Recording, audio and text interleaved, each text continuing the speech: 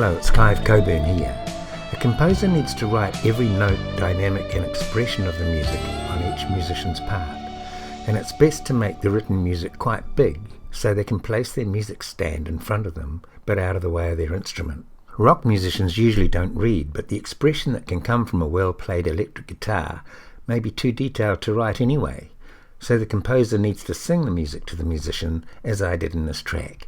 It features the late great Mike Farrell on guitar, and there are 3 or 4 guitar tracks. Mike was one of my favourite musicians, and I first met him when he was 15 or so in a band called The Spice of Life. My band was a bigger name, but Mike could play guitar like I never could. It's tragic that he died so young. It was over 20 years ago and he was younger than me then. I'm playing the synth parts.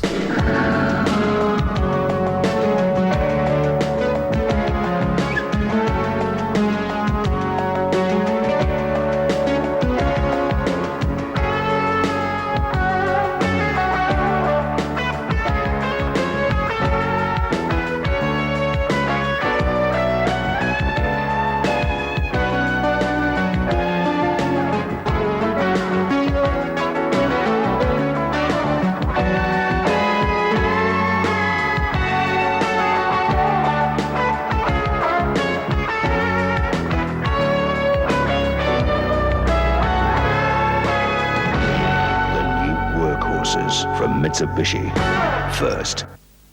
When classical musicians hear a composer singing to a rock musician, they look fascinated, slightly bewildered, and possibly even a little embarrassed. The rock musician will also look embarrassed, so it's best to do this in private, or at least very quietly wherever possible. That was to do with the recording studio stage, but before that the music needs to be written, either in detailed notation or lead sheets and chord charts.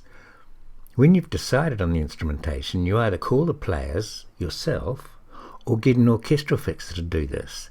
It's a slightly extra cost but saves a huge amount of time. The fixer will then get the best musicians so he or she can keep their job. To get the work in the first place, a commercial composer has to get together some music of their own to play to potential clients.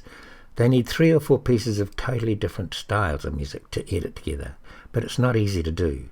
We all have our own style, but somehow we need to demonstrate versatility. I wanted to practice the skills I had learned recently in LA, so often wrote for orchestral players. This very early ad was for Knights Castile soap. I had to pay for the recording studio and the musicians and get them to fill in the tax forms. That was tedious.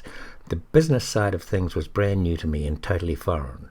The budget was $1,500, I think, and I spent all but about $100 of it on creating the recording, so I had to live for the next few weeks on my credit card. So I gave the agency as much as I could with the money I had. The ad features a piano and a little orchestra of 10 strings and a bass, 4 first violins, 3 second violins, 2 violas, a cello and a bass. The reason the numbers decrease from the violins to the cellos is for balance. The bigger, lower instruments are louder. My friend Terry Crayford played piano and was a bit stressed because he had to read music. He's a great jazz pianist, but jazz musicians often don't read, as I said before. He said he does, but he doesn't. He'll tell me off if he hears this blog, but he won't, so that's okay. I just gave him the lead line and the chords, and from that he actually made up the piano part. So this is pianist Terry Crayford in a small string section from the NZ Symphony Orchestra. Unfortunately, it's under a voiceover.